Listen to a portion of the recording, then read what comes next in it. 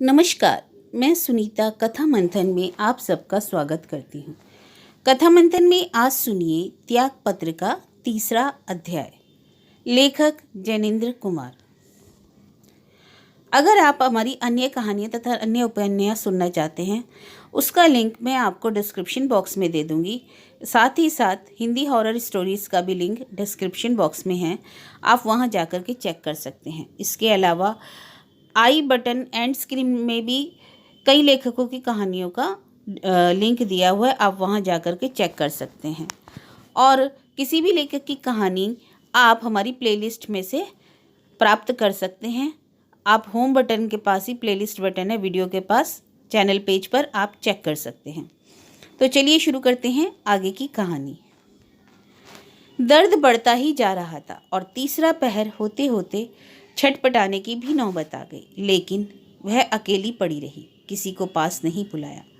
मैं कई बार बाबूजी को कहने को उद्यत हुआ, पर बुआ जी ने ऐसी झिड़की दी कि मेरी हिम्मत ही ना हुई। अब उनको पेट में भी तकलीफ मालूम होती थी और दर्द रह रह कर उठता था, जैसे कोई भीतर बैठा दम लेकर आते ऐठ रहा हो। दर्द के मारे उनकी आकृति भयंकर हो उठी थी। मैं नहीं जानता कि मैं किस प्रकार यह सब सह गया और खबर किसी को ना दी। मैं कहने जाने को उद्यत होता और वह अपनी कसम देकर मुझे रोक लेती। कहते कहते कह उठती कि तुझे मेरी मौत का ही पातक लगे जो तू किसी से कहे। मैंने कहा, फिर कैसे होगा? अरे पेट का दर्द है, अपने आप साफ हो जाएगा। देख बाजार जाए तो जरा जमाल गोटा ले आना, याद रहेगा ना जमाल गोटा। मैं अब बुआ के बारे में शंकित चित हो गया था। पूछा, यह क्या चीज़ होती है? इस दर्द में भी तनिक हंसकर उन्होंने कहा, तू अक्लमंद हो रहा है प्रमोद, पर वह मरने की चीज़ नहीं होती है। ले तो आएगा ना, उससे तबीयत ठीक हो जाएगी। हाँ हाँ हो जाएगी। जाएगा? जमाल गोटे के सेवन से उनकी तबीयत का जो हाल हुआ वह तो कहना ही वृथा है। माता पिता दोनों चिंतित हो गए। मैंने भय के मारे कुछ नहीं कहा। आशंका हो गई कि कहीं गर्भ ना जाता रहे। वह तो ना गया, पर और सब कुछ हो गया। 3 रोज उनका ऐसा मुंह निकल आया कि तरस आता था, जैसे मरकर जी हो। करुणा होती थी, लेकिन करुणा हद बांधकर क्रोध ही में जाती है क्या? गुस्से में भरकर मैंने बुआ को खूब सख्त सुस्त कहा। सुनती रही और सुनती रही। फिर वह बोली, तू भी मुझे ही कहेगा प्रमोद?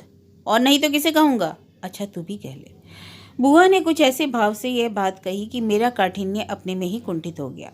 मैं कातर हो आया और कहा, फिर यह तुमने क्यों किया बुआ? क्या किया? मैं जानता हूँ कि तुमने ही किया है। इस पर कुछ देर बंधी निगाह से मेरी ओर देखते रहकर बोली, सच जान प्रमोद, मैंने कुछ नहीं किया। मेरी मति भ्रष्ट हो गई है, मुझे कुछ सूझता ही नहीं। मैं जो करती हूँ क्या जानती हूँ? यहाँ मुझे कोई भी तो बताने वाला नहीं है। अपने मन में मैं किससे कहूँ? प्रमोद, मेरी कुछ समझ में नहीं आता। ऐसे में तू भी मुझे ही दोष देगा तो मैं क्या करूँगी? उनकी बात का मर्म मेरी कुछ समझ में न आया, पर मेरा मन बिथा से गिर गया। मैंने कहा, तुम क्या चाहती हो? क्या चाहूँ? अपने तन को क्यों खोती हो? तन को खोती हूँ? मैं नहीं जानती। अच्छा बताओ, तन का क्या करूँ? मुझे बड़ा कष्ट हो रहा है। कष्ट कुछ ऐसा था कि केंद्रहीन। मैंने कहा, देखो बुआ, तुम बाबूजी से मजबूती के साथ कह क्यों नहीं देती? दबना किस चीज़ का? फिर मैं देख लूँगा कौन जबरदस्ती करता है तुम्हारे साथ। बुआ विचित्र भाव से मुझे देखने लगी, फिर बोली, क्या कह दूँ? कैसी जबरदस्ती? यह तो तू सब क्या कह रहा है प्रमोद? तू अभी कुछ नहीं जानता, तू बच्चा है। अपने को बच्चा सुनकर मुझे जोश आ गया। मैंने कहा, बच्चा हूँ और मैं कुछ नहीं जानता, लेकिन एक बार तुम खुलकर कह दो कि तुम नहीं जाना चाहती हो तो मैं देख लूँगा कौन फूफा हैं जो ले जाते हैं। तुम क्या समझती हो कि मैं कुछ नहीं हूँ? बुआ जाने की उस समय भय से भर गई। बोली, छी भैया, ऐसी बात कहते हैं? कन्या जाति क्या अपने पिता के घर की होती है? मैं कोई निराली जन्मी हूँ? तिस पर भाई तू ही बता, मेरे पिता कहाँ हैं? वह होते तो। मैंने अवश्य भाव से मानो चिल्ला कर कहा, कौन पिता? कैसे पिता? कैसी बात करती हो बुआ? बाबूजी तुम्हारे नहीं है? अम्मा नहीं है? मैं नहीं हूँ? नहीं, कोई नहीं। मैं नहीं हूँ? मैंने उस समय उनके कंठ से लगकर कहा, क्या मैं नहीं हूँ? उन्होंने मुझे आलिंगन में बांध लिया। कहा, तू है भैया, तू ही तो है। नहीं तो मैं यह पेट का कुकर्म लिए यहाँ क्यों जी रही हूँ? इतवार को फूफा आ गए। उन्होंने बुआ की हालत देखी, उन्हें बड़ा विस्मय हुआ। उन्होंने कहा कि इस जगह का पानी उन्हें माफिक आया नहीं मालूम होता है। देखिए ना क्या हालत हो गई है। क्या हो गया था? दस्त? 3 रोज एक दस्त?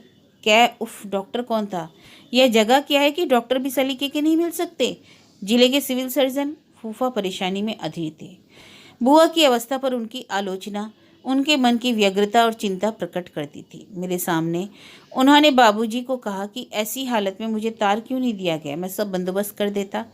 हमारे यहाँ का पानी और घी दूध कैसा है आप जानते ही हैं। बस घी और मर्द पछा का, ऐसी ही गिरी तबीयत हो वहाँ देखते देखते संभल जाती है। पिताजी कुछ विशेष उत्तर नहीं बन पड़ रहा था। ऐसा मालूम होता था कि उन्हें स्वीकार है कि बेशक उन्हीं का अपराध है। पिताजी दो एक बार कहा भी कि खैर हालत कमज़ोर है, कुछ दिन ठहर कर ले जाएं तो क्या बेहतर ना होगा, पर हालत कमज़ोर है तब तो फूफा जी का कर्तव्य और भी स्पष्ट हो जाता है। आप ही सोचिए ऐसी हालत में उन्हें छोड़ जाना कहाँ तक मुनासिब है। पर आप देखिएगा कि वहाँ पहुँचकर थोड़े दिनों में ही तबीयत हरी हो आती है। और सच पूछिए तो मोटे मोटे रोगों की परवाह करना उनकी परवरिश करना है। 100 दवाओं की एक दवा है बेफिक्री। फूफा जी ने फिर कहा, आपने उन्हें समझा तो दिया होगा, जरा सेहत का ख्याल रखा करें और दुनिया का भी जरा लिहाज रखना सीखें। आप जानिए बहू बेटियों की चलन रीति नीति हुआ करती है। आपने तो वही पुराने आकीदे हैं, अपना कुलशील चला आता है, वह ना निभा तो फिर क्या रह गया। जरा ये बातें समझा देनी चाहिए। मैं तो अपनी तरफ से थोड़ा बहुत कहता ही हूँ, लेकिन आप जानिए आपकी बात का मुझसे कहीं अधिक असर होगा। मैं 8वीं क्लास में पढ़ता था, तब मैं क्या समझता हूँगा क्या नहीं समझता हूँगा। फिर भी वह बातें मुझे बिल्कुल अच्छी नहीं मालूम हो रही थी। जी में कुछ बेमतलब गुस्सा चढ़ता आता था। जी होता था कि वहीं के वहीं कोई दुस्साह काम कर लूँ, ऐसे भाव की कोई वजह न थी। पर बाबूजी की कुछ दबी हुई स्थिति की झलक उनके चेहरे पर देखकर बड़ी खींच मालूम हो रही थी। पर जाने जाने मुझे क्या चीज़ रोक रही थी कि मैं फट नहीं पड़ा। बाबूजी ने फूफा के जवाब में कहा, जी हाँ जी हाँ। सहसा फूफा मेरी और मुखातिब हुए। बोले, कहिए जनाब, आपका इस्म शरीफ? ओह, याद आया, प्रमोद। प्रमोद मेरा नाम है तो है, इससे किसी का क्यों कुछ मतलब। और मैं कुछ नहीं बोला। किस दर्जे में पढ़ते हो? इस 6 इम्तिहान में फ़ेल हो गया हूँ। फ़ेल हो गए हो? यह तो बुरी खबर है। किस जमात में हो? मैं चुप रहा, नहीं बोलता। क्यों बोलूं? घबराओ नहीं, किस जमात में पढ़ते हो? मैं फ़ेल होने से नहीं डरता। उन्होंने बड़े प्रेम से कहा, फ़ेल होने से तो डरना नहीं चाहिए। जो मन लगाकर शुरू से पढ़ते हैं वे ही तो आगे जाकर ज़िंदगी में कुछ करते हैं, समझे? अच्छा यहाँ आओ, आओ हमारे पास आओ। मैंने अपनी जगह में ही रहा, टला नहीं। जाओ बेटा जाओ, जवाब दो, पिताजी ने कहा। तब मैं छाती निकाल कर चलता हुआ फूफा के सामने खड़ा हो गया। उन्होंने अपने दोनों हाथों से मेरे दोनों कंधों को पकड़कर हिलाते हुए कहा, दर्जा 7 में पढ़ते हो या 8 में? 8 में। देखो क्लास में फ़ेल नहीं होना चाहिए। अच्छा बतलाओ, इकन्नी लोगे कि दुअन्नी? कहकर उन्होंने अपनी जेब में हाथ डाला। मैं अपने मन का पाप कह दूं? उस समय मेरे मन में हुआ था कि उल्टे यही मुझे नकली इकन्नी ले, चाहे तो दुअन्नी ले ले। पर इन बड़ी बड़ी नुकीली मूँछों को खींचना कैसे मालूम होगा, यह जानना चाहता हूँ। हो तो चलो, इस बात की अठन्नी ही दे दूंगा। 2 बंद मुट्ठियाँ सामने कर फूफा ने कहा, बोलो कौन कौन सी लोगे? मैं देखता ही रह गया, कुछ नहीं बोला।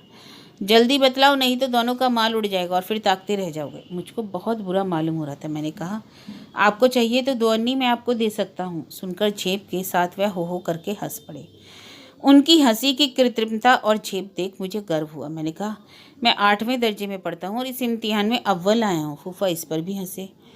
मुझे ऐसा मालूम हुआ कि मुझसे असंतुष्ट हुए और उनके असंतोष में जाने की मुझे प्रसन्नता हुई। ऐसा मालूम हुआ जैसे पिताजी का मैं बदला ले सका हूँ। अगले दिन जाने की तैयारियां होने लगी। मुझसे बुआ ने कहा, प्रमोद मेरा कहा सुना सब माफ़ करना, जाने तुम लोगों के अब कब दर्शन हो।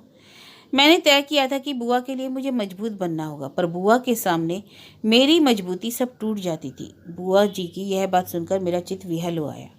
कुछ कहने के लिए कहा, बुआ खत लिखती रहोगी? बुआ ने कहा, खत देखो। मैंने कहा, जरूर जरूर लिखना बुआ, बुलाओगी तब मैं फ़ौरन आ जाऊंगा। मैं रेल में अकेला सफ़र कर लेता हूँ। तुझको नहीं बुलाऊंगी तो और किसी को बुलाऊंगी। पर क्यों रे, अकेला सफ़र करके तू मुझ तक आएगा? मैं आऊँगा बुआ, मैं आऊँगा। बुलाओगी तभी सब काम छुड़ाऊँगा। बुआ ने हल्के से मेरे गाल पर चपत मारकर कहा, पगला। उस बार जाते समय बुआ माँ के पैर छूकर रोती हुई सामने खड़ी हो गई। बोली कुछ भी नहीं। माँ ने द्रवित भाव से उन्हें अपने कंठ से लगाकर कहा, मिनी मैं तुझे जल्दी बुलाऊंगी, वहाँ अपनी गृहस्थी अच्छी तरह संभालना, पति को सुखी रखना मिनी।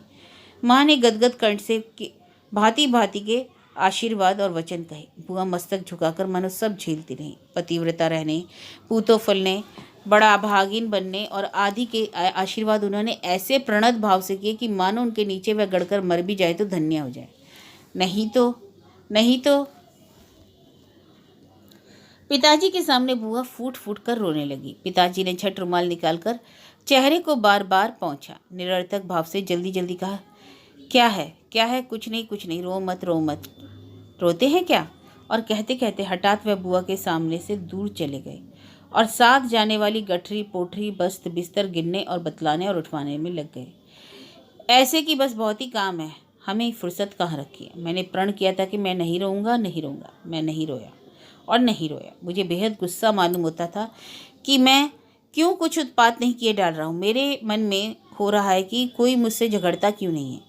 इससे उससे किसी न किसी से टक्कर लेने को जी होता था। बुआ, उफ, वह जाए तो जाए, मेरा उनसे कुछ मतलब नहीं, मेरा किसी से कुछ मतलब नहीं, मैं अकेला सब कुछ से निपट लूँगा। हाँ, अकेला अकेला, मुझसे मत बोलो, कोई मत बोलो। नहीं याद करूँगा बुआ को। वह क्यों चली जा रही है, मेरे रहते क्यों चली जा रही है। और वह यह फूफा कौन बुलाए कि जो ले जाएंगे। ले जाएं जाएं और टले तो यहाँ से। एक अहेतुक त्रास मुझे दाबे हुए था। वह न रोने देता था और न कुछ करने देता था। नतीजा यह हुआ कि मैं बुआ की विदा के समय देखते देखते एकाएक इतना झल्ला आया कि भागकर बुआ वाली कोठरी में अपने को बंद करके खड़ा हो गया। किवाड़ बंद कर लेने से अंधेरा हो गया था। तिस पर माँ दोनों हाथों से जोर से आंखें ढांप ली थी और गुमसुम कोठरी के बीचों बीच आकर बस खड़ा रह गया। मानो आशा थी कि कोई करिश्मा होगा, भूचाल आएगा, कुछ ना कुछ होगा और आखिर में सब ठीक हो जाएगा।